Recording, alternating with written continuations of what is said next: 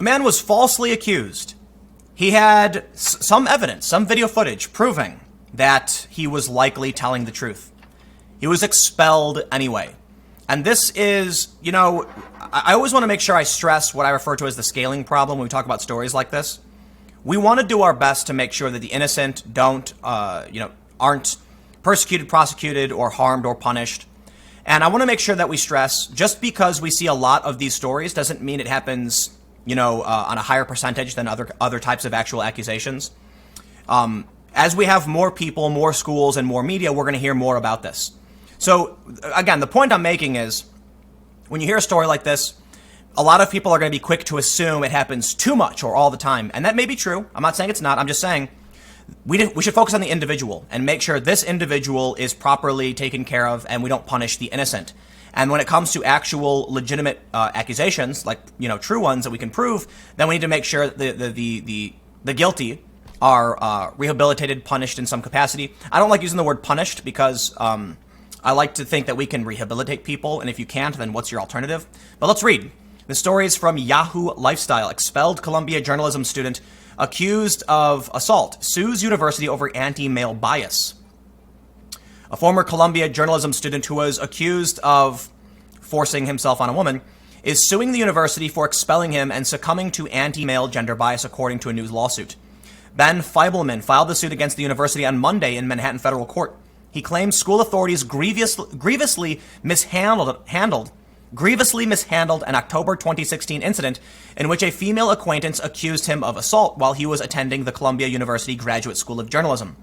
According to Feibelman, the unidentified victim, a fellow Columbia student, was actually the aggressor, begging him for intercourse and then forcing herself on him, the New York Post reported. He said he met the woman at an event and she struck up an hours-long flirtation with him. He alleges they went up to a water tower atop of an apartment building where they kissed, and the woman began to pull Feibelman's face into her chest. They made their way to the female student's room for more kissing, he claimed, but that's where Feibelman's consent ended. The woman began begging him, saying, "Please, because I can't let you go without it," according to the suit. Feibelman claims she then forcibly tried to perform oral on him, despite the fact that he had clearly refused. He even cited the woman's boyfriend as one reason he didn't want to fool around. Angered by his rejection, the female student allegedly berated Feibelman for half an hour, and she even bit him, the New York Post reported. At some point, Feibelman apparently suspected he'd be accused of misconduct, according to the New York Post, so he used his phone to begin taping their encounter in her room. When the woman leveled accusations against him, Feibelman was able to turn over the 30-minute recording to university investigators. But the evidence was not enough to appease them, who also felt the woman was too drunk to even consent. Columbia is holding Feibelman responsible for the assault, expelling him and withholding his degree even though he technically graduated. More than 2 years later, Feibelman maintains the accusations are false. Can I just point out something? Why would anyone want to go to college?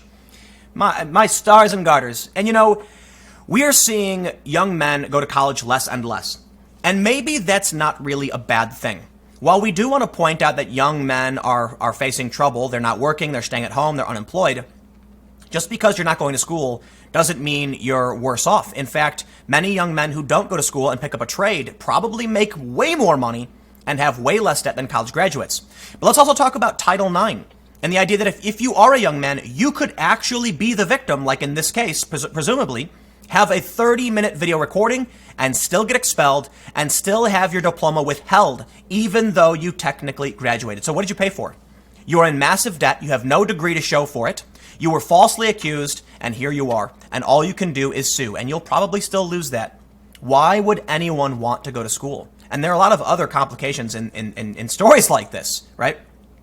Let's read on. Ben simply did not want to have intercourse with her, the suit says. The suit goes on to suggest an explanation for Columbia University's reaction to the situation, too. It says the Ivy League school succumbed to pressure from anti-male female protectionists, gender biases permeating Columbia's disciplinary process.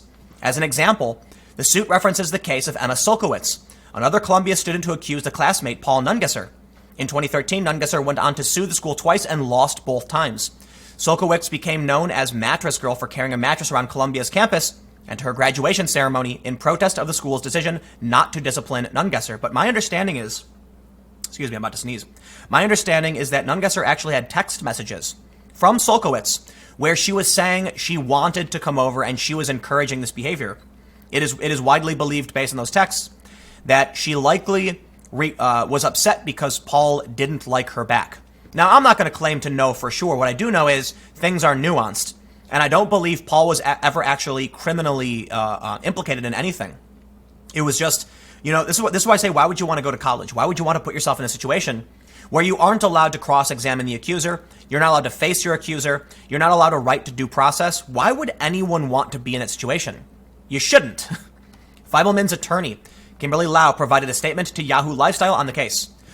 Columbia University grievously mishandled the case. Columbia discriminated against Mr. Feibelman on the basis of his gender in violation of Title IX.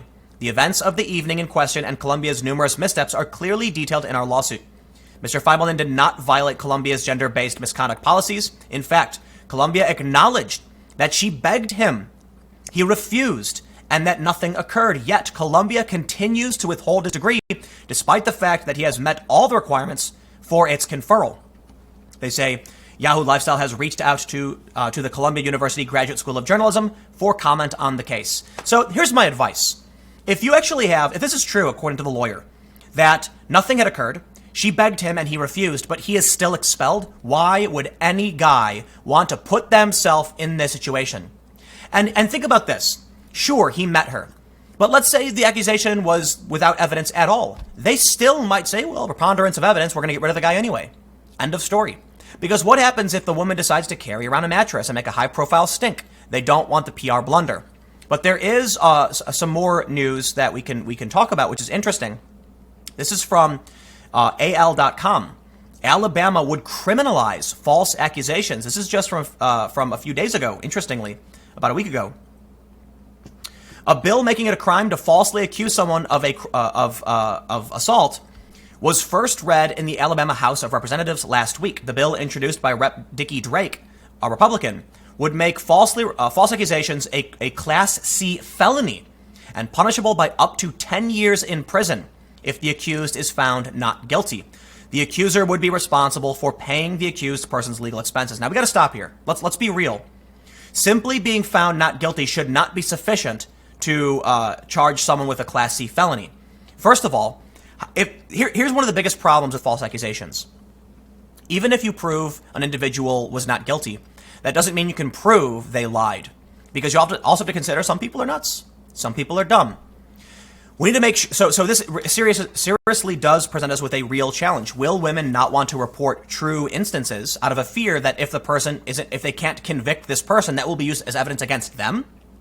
The issue is, if we can prove beyond a reasonable doubt that someone made a false accusation, by all means, punishment. If we can't, then you can't. It doesn't matter what the crime is. We have a legal basis, and we need to protect the innocent, period. There is a real argument to say that certain women would be scared to come forward if they're going to be legally held responsible if you can't prove it. Such is the nature of accusing someone of a crime. But let's think about beyond false accusations in this regard, and what about any false accusation of any crime? Are we going to create a special circumstance for these types of crimes and not for, say, theft or robbery? Someone can sue you if you falsely accuse them of doing, make a statement of fact, a false statement of fact. If I say, you kidnapped my dog, well, then if I can't prove it, then yeah, you can sue me for defamation, slander, whatever. Are we going to have the same law for false accusations against an individual for every other capacity? So they go on to say it's already illegal to file a false report. But one of the issues is if you falsely accuse someone and they get convicted, you've destroyed their life in so many ways. The public stigma, the fact that they're going to go away for a long time, and filing a false report, the penalties for that are extremely slim, are way less harsh. So you actually have a decent wager for someone who wants to commit this crime. Oh, okay, I can maybe put this guy in prison for 25 years, and I'm only risking 3 myself. No. So I don't know how you solve this problem, but I will say there is a reason why we should take it seriously. Excuse me. Because of this story from a few days ago, which I just want to stress lightly. Man accused of assault falsely by a teenage girl was killed by her brother. And so this is why we should take these things as seriously as any crime.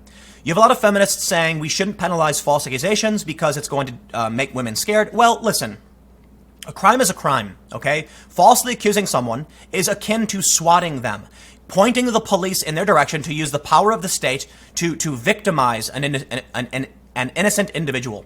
So when we see stories like this, bad things can happen when you falsely accuse people of anything. And it's tough. It really is. But back to the main point before we wrap up. It would seem, based on the reporting from Yahoo and even the New York Post, this guy really is innocent. And the school even acknowledges this.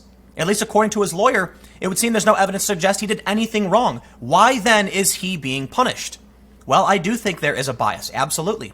Because the mainstream narrative is feminist. Absolutely.